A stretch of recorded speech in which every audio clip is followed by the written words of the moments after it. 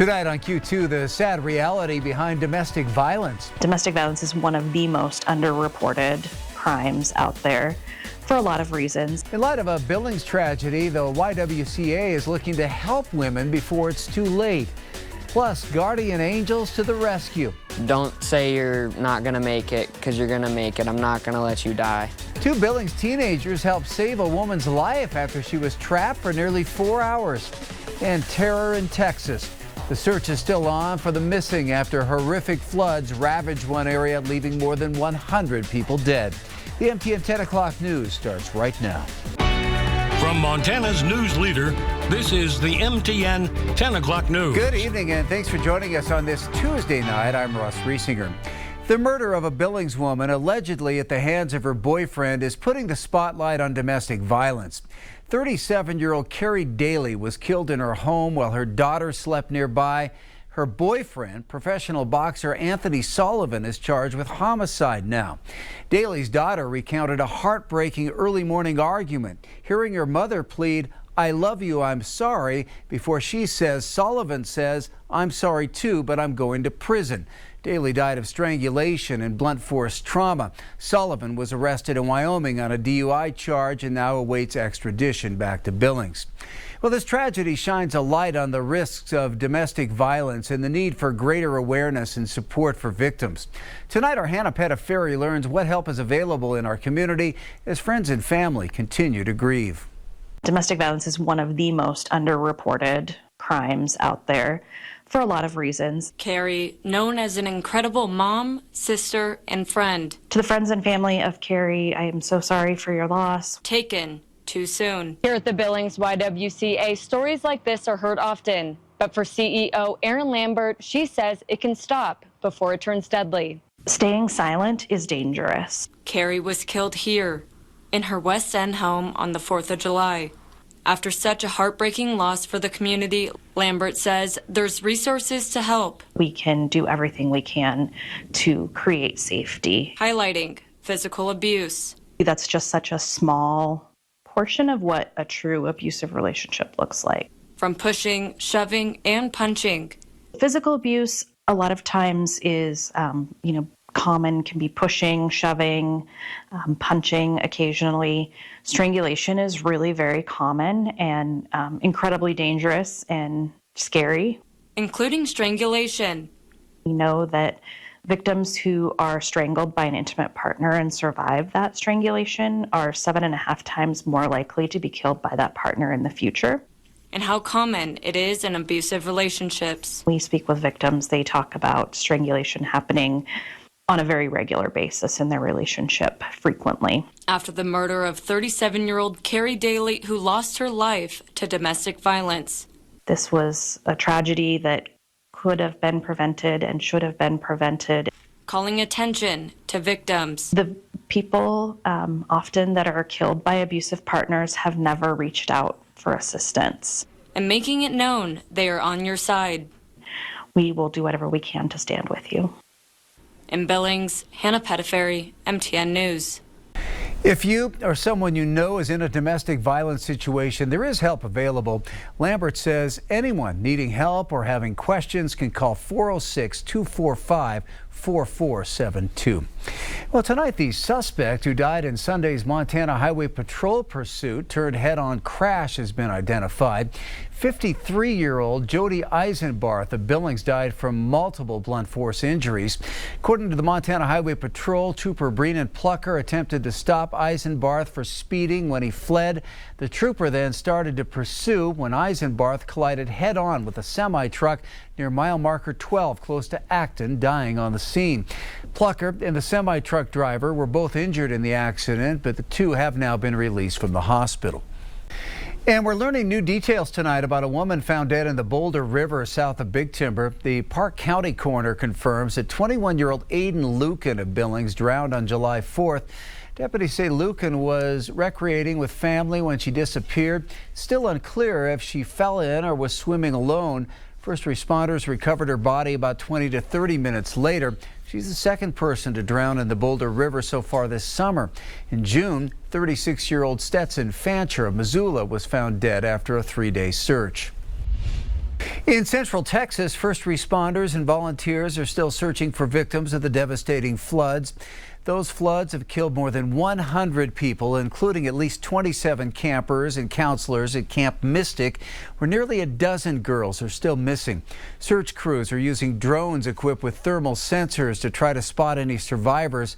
President Trump says he plans to visit the flood zone Friday. And the Scripps News Group is partnering to raise money for those impacted by the flooding. To donate, you can text flooding to 50155. The money raised goes towards relief in Texas.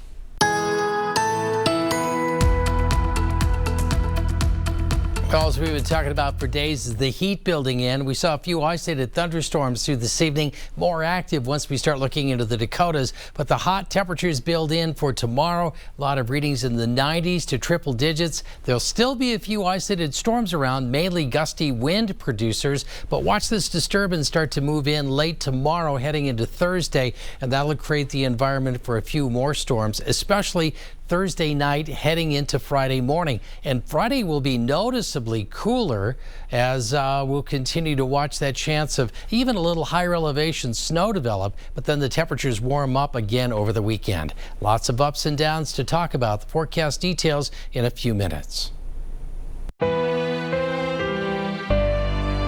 Montana woman is thanking her guardian angels after a routine outing took a terrifying turn recently.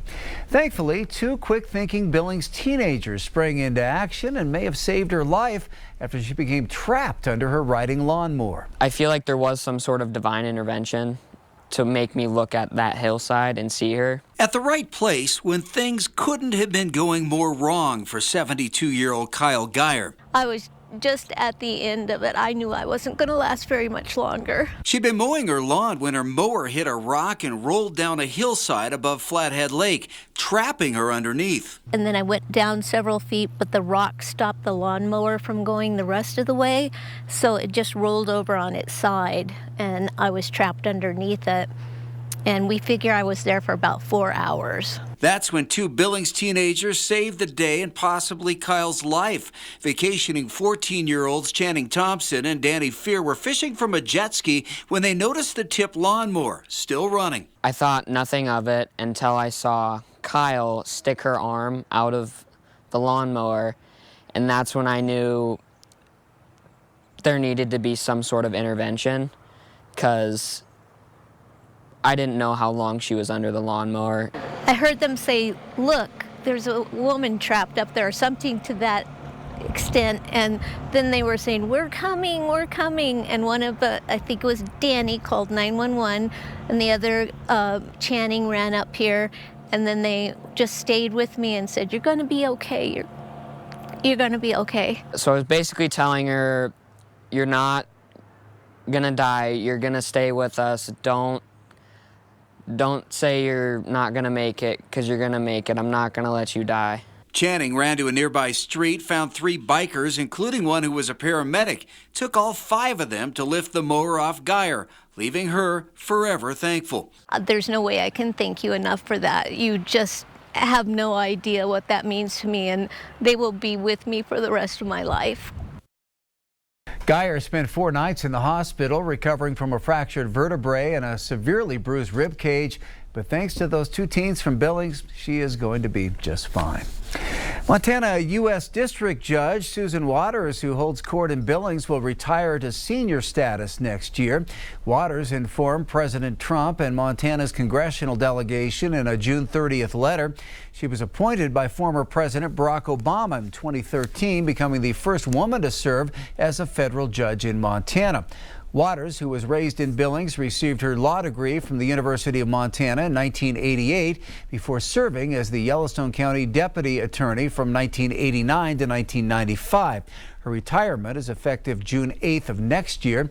President Trump will nominate a replacement who must then be confirmed by the U.S. Senate.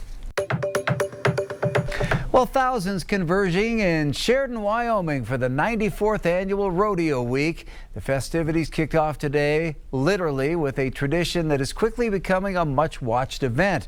Our David J. has more from one of the top rodeo events in the United States. Little kids on wooden horses.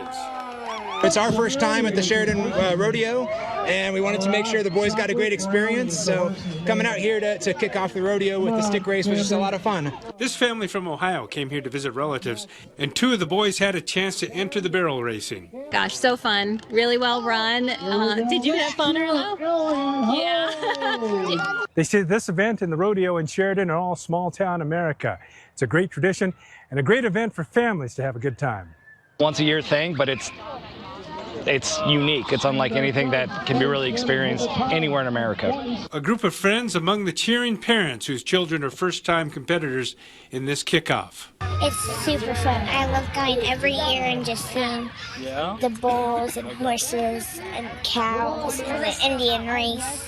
It's pretty fun. You have to put your foot like kind of out of the boot, and then you have to kick it, and then so then go far. And rodeo is not just for the competitive professional, but also for the traditional rancher and the fan of the cowboy skills. Good people, honest people, just having fun, watching the cowboys work to make a living for themselves, because that really is what it is for them, is a way to make a living. The energy level in Sheridan, Wyoming is getting kicked into gear. 95 years and going here. This is the first day of a week-long celebration of rodeo. The rodeo is one of the oldest in the nation, and it's a pretty spectacular event. It's Sheridan's biggest homecoming week. Weaving small-town traditions into a tapestry of family memories. It's pretty big. It's kind of just a local holiday. Everybody goes, takes time off work, and joins in the fun. It's estimated this event draws approximately 100,000 cheering fans for the week from across the land of the USA. It's wonderful to see everyone come together and just have fun and enjoy something that's part of our heritage. In Sheridan, David J., MTN News.